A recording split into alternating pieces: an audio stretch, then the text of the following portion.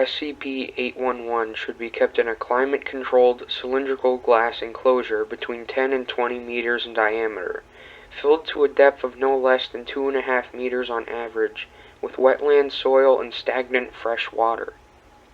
It is to be furnished with a variety of aquatic plants from its native swamp in blank, as the remaining vegetation there has exhibited the adaptation to regrow quickly from injuries endured during contact with SCP-811 as long as the roots are undamaged.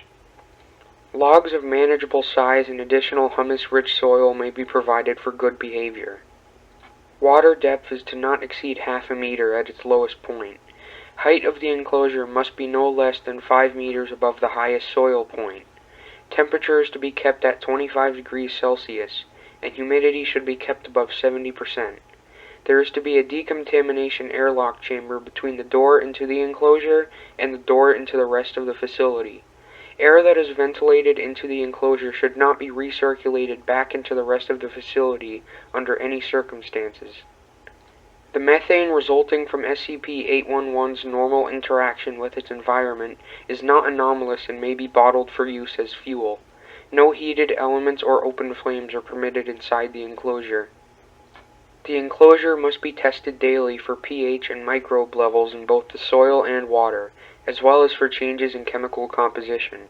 Enclosures should be cleaned bi-weekly, preferably by D-Class personnel.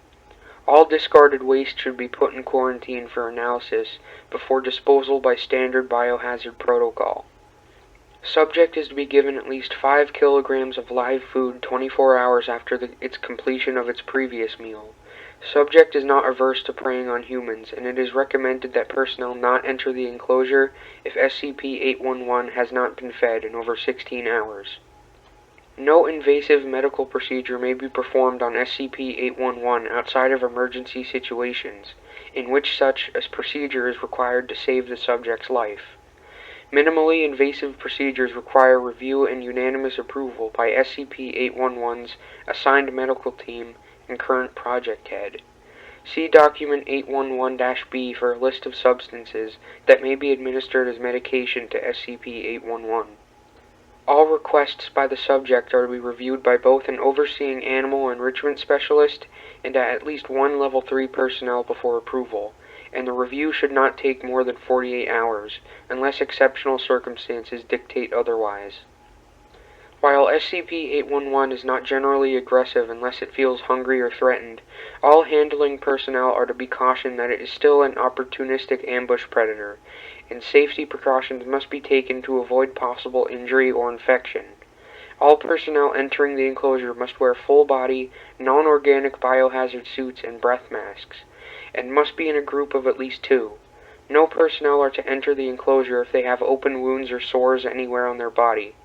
Those suffering from asthma or other respiratory affecting conditions are prohibited from entering the enclosure without a signed note from a physician with Level 4 security clearance.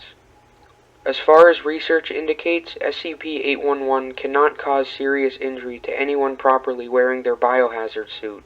Anyone who removes any part of their biohazard suit while still in the enclosure for any reason at all will be subject to disciplinary action, up to and including reassignment to a project that would not be adversely affected by their status as an amputee.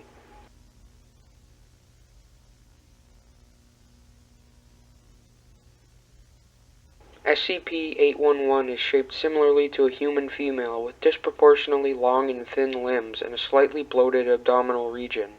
It is 171 centimeters tall and weighs just under 47 kilograms due to its strange physiology. Its skin has a slightly abrasive properties and is a mottled green color that serves to camouflage it among the reeds in its natural habitat. Its sweat has been observed to act as a mild skin irritant.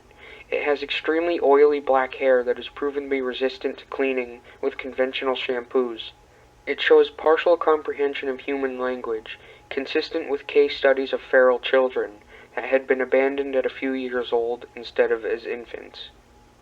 The palmoplantar surfaces of SCP-811's skin constantly secrete a clear green-tinted mucus with minor adhesive properties. This mucus does not appear to have any effect on SCP-811's own tissue, but any other organic matter that it comes into contact with, begins to rapidly decompose, through processes which not fully understood, reducing the matter into a slightly viscous black liquid. SCP-811 can then absorb said liquid through its skin and directly into its circulatory system. Tests have shown that SCP-811's entire circulatory system is filled with liquefying decaying matter. Biopsies taken from SCP-811 have shown the presence of anaerobic bacteria in all examined cells, which, due to the apparent lack of anything resembling functional red blood cells in the subject, are currently presumed to be what SCP-811 uses to metabolize the chemicals in its circulatory system. SCP-811 does not defecate or otherwise produce feces in a traditional sense, and entirely lacks a small or large intestine. Instead, cellular waste and substances SCP-811 is unable to metabolize collect in what it is, and anatomically speaking, its stomach. Within the stomach, enzymes and bacterial flora cause it to congeal into a grainy tar-like substance that SCP-811 periodically voids by voluntarily projectile regurgitation, a mechanism which it uses to hunt. It preferentially aims at the face or at any perceived open wounds on its target, then waits for the target to die of either immediate asphyxiation by blockage of the mouth and nose, or in a few days of multi-systematic failure, resulting from aggressive bacterial infection.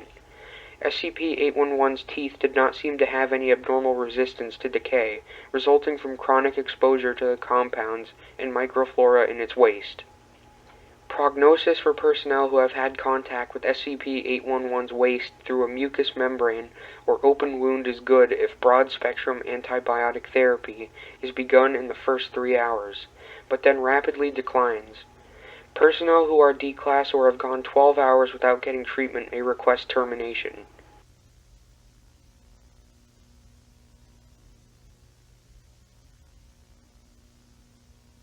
To date, SCP-811 has requested regular delivery of bovine prey, denied; that crocodilians be removed from its prey animal rotation, approved; the water be stocked with a variety of fish species from its native blank, denied; one hairbrush made of 100% synthetic materials, approved; for one D-class personnel to, every other day, come within a basin and shower head to wash and condition its hair, approved.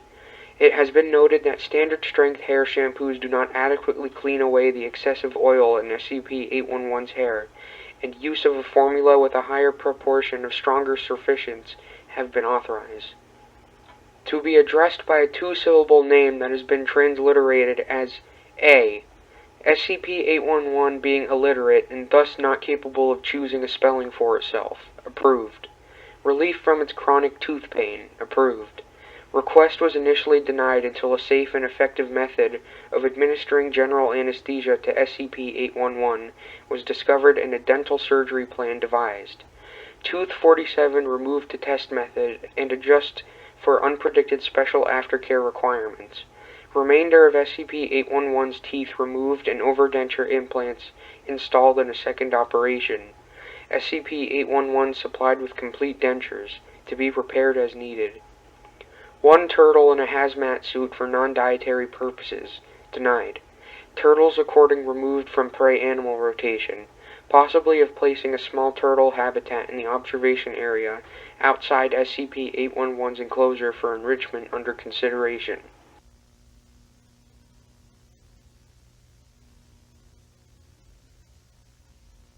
Due to the fact that SCP-811 has lungs and teeth, despite having no apparent use for it either, it was brought to Bioresearch Area 12's Radiology Lab for X-rays to examine its internal structure. Results were inconclusive. Subsequent MRI testing has revealed that SCP-811 has a number of unusual glands and organs attached to its lymphatic system, which may assist in regulation of the viscosity and microbial flora of the material in its circulatory system. One such organ is the abdominal region, which appears to contain lighter-than-air gas. The possibility that SCP-811 was once redacted is being explored. Due to the impossibility of maintaining a sterile operating environment, limited understanding of SCP-811's biology, and difficulty in calculating the subject's mass, the risk and major complications or subject death has been deemed too high to authorize exploration surgery.